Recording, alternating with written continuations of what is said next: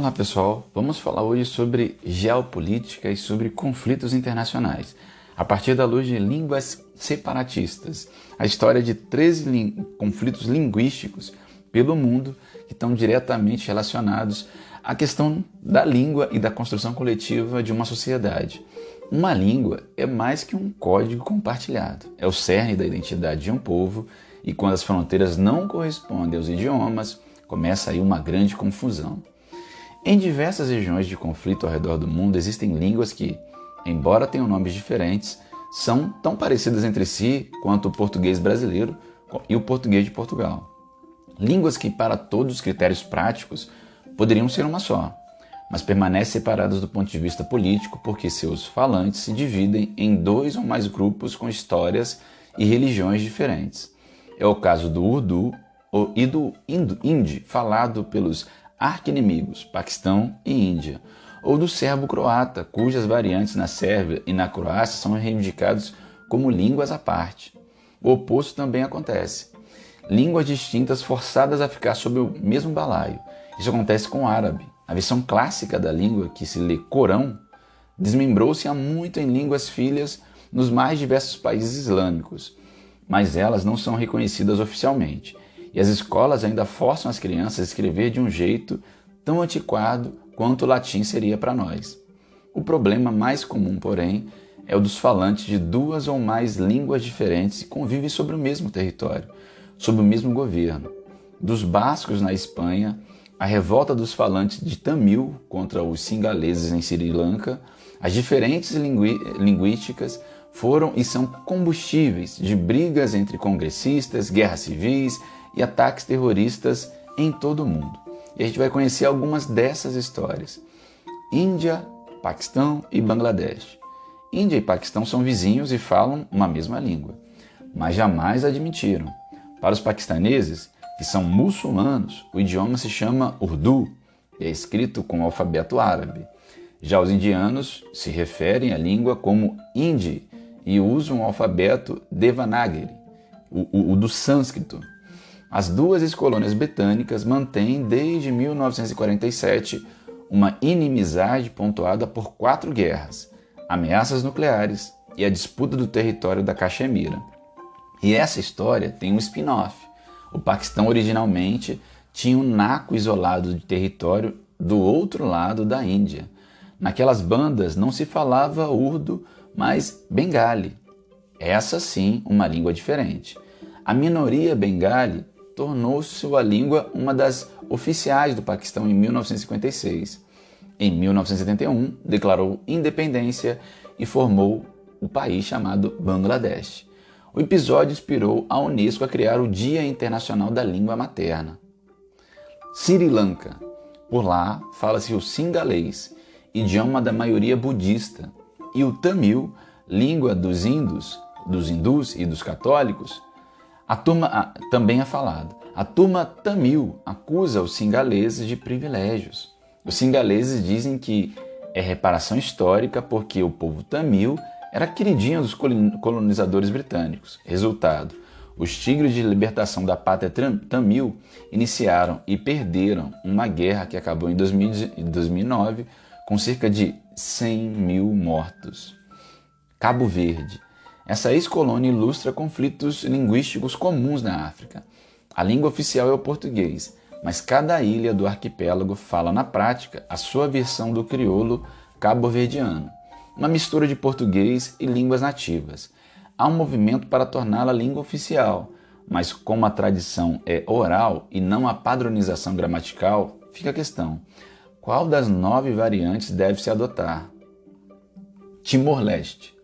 O pequeno país do Sudeste Asiático declarou independência de Portugal em 1975. Não durou. Um ano depois, a vizinha Indonésia anexou o território, proibiu a língua portuguesa e o catolicismo e ainda realizou um genocídio de grandes proporções. Em 2002, o país reconquistou a liberdade e tentou trazer de volta o português, falado até hoje pelos mais velhos. Mas os jovens não querem, preferem falar o inglês. Países árabes. O árabe clássico, que Maomé falava no século VII, já era. Cada país fala uma língua própria que descende dele. do mesmo jeito que cada latim se tornou o italiano, o português, entre outras línguas. Mas as constituições islâmicas não reconhecem a existência de idiomas que não sejam o original do Corão, o livro sagrado dos muçulmanos. E como se os nossos jornais e leis ainda fossem escritos fossem escritos como jornais da Roma antiga, né? Em Quebec, ex-colônia da França, hoje uma província equivalente a um estado canadense, há uma situação que é mais pesada. Manter a francofonia viva. Em 77, um projeto de lei de número 101 tornou o francês a única língua oficial de Quebec, da sinalização da rua até as escolas, passando por documentos oficiais. A imposição levou parte da população que fala inglês a migrar, mas amenizou o desejo separatista da ex-colônia. Córcega. A ilha é culturalmente próxima da Itália e o corso é um idioma similar ao dialeto da Toscana, mas foi anexado à França em 1769 e é a terra natal de Napoleão Bonaparte. No final da década de 1950, os franceses queriam realizar testes nucleares por lá, gota d'água para que os corsos, já irritados há séculos com a submissão da França, aceitassem essa imposição. Surgiu até a Frente de Libertação Nacional Corsa, FLNC, um grupo considerado terrorista. Crimeia. A Crimeia hoje é russa em termos étnicos e linguísticos, mas ficava na Ucrânia. Por isso há um movimento separatista. Em 2012, um presidente ucraniano pró-Rússia tornou o russo língua oficial da Crimeia. Em 2014, negou um acordo com a União Europeia para agradar Putin. A população ucraniana odiou e expulsou o cara do cargo. Putin reivindicou a área, invadindo a Crimeia, que permanece sendo ocupada pela Rússia. Croácia e Sérvia. Os croatas são católicos e escrevem com o alfabeto latino. Historicamente, pertence à esfera de influência de Roma. Já os sérvios, da fé cristã ortodoxa, usam o alfabeto cirílico e são herdeiros culturais do Império Bizantino. Apesar disso, ambos falam o idioma sérvo-croata. Só muda o sotaque, basicamente. Os dois povos, porém, reivindicam suas variantes como línguas separadas. Essa autoafirmação é a herança de uma briga feia. Após a Segunda Guerra, as duas nações conviveram como partes da Iugoslávia socialista, unificada pelo Marechal Tito. Com sua morte em 1980, croatas, sérvios e outras 4 etnias forçadas a ficar sob o mesmo balaio saíram no braço. Os croatas declararam sua independência em 91 e lutaram contra o exército iugoslávio sobre o controle sérvio. Ganharam em 1995, mas a tensão segue firme até os dias atuais. Sardenha e Sicília. Antes de tornar parte da Itália, a Sardenha foi dominada pela Espanha. Seus moradores então falavam sardo, língua local do mesmo tronco do italiano, catalão e até uma pitada de corso, e lutam no Congresso italiano para separar o país. Também separatista é a Sicília, que se orgulha da classificação do siciliano como um idioma próprio em vez do dialeto italiano. País Basco e Catalunha. Os dois territórios espanhóis têm uma língua e cultura próprias. O basco, diga-se, é um idioma antiquíssimo, sem parentesco com línguas latinas ou germânicas.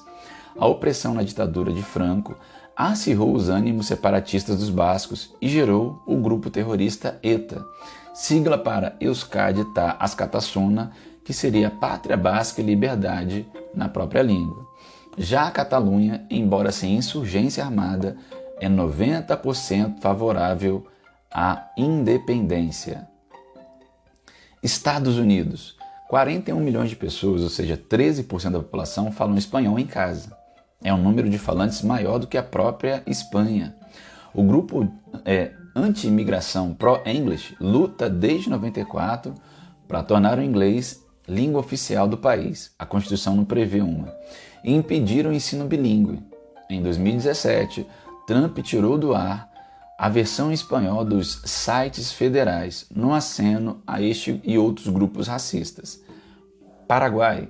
Em 2010, a legislação do país mudou para elevar o Guarani ao patamar do espanhol, tornando também idioma oficial. Mas a língua indígena passou por uma reforma gramatical para se adequar ao currículo escolar. E não é mais a mesma que os avós das crianças falam. Países colonizados que dão espaço a línguas nativas têm o desafio nada trivial de viabilizar a tradição oral na forma escrita. Galera, esses são só alguns dos exemplos de como essas línguas, faladas dentro de diversos países, demonstram como há uma grande diversidade geopolítica no nosso planeta. Existem outras muitas línguas que também poderiam estar sendo faladas aqui e que demonstram também situações e simbolizam situações separatistas no mundo. Isso é importante porque faz com que a gente consiga entender com mais facilidade alguns conflitos, o surgimento de alguns grupos terroristas, alguns movimentos separatistas que a gente vai encontrar no mundo, como também processos de movimentos racistas, processos de movimentos que tentam coibir os movimentos que buscam independência ou que buscam reconhecimento dessas línguas faladas. A gente fica por aqui, obrigado pela sua audiência, pela sua paciência e até a próxima.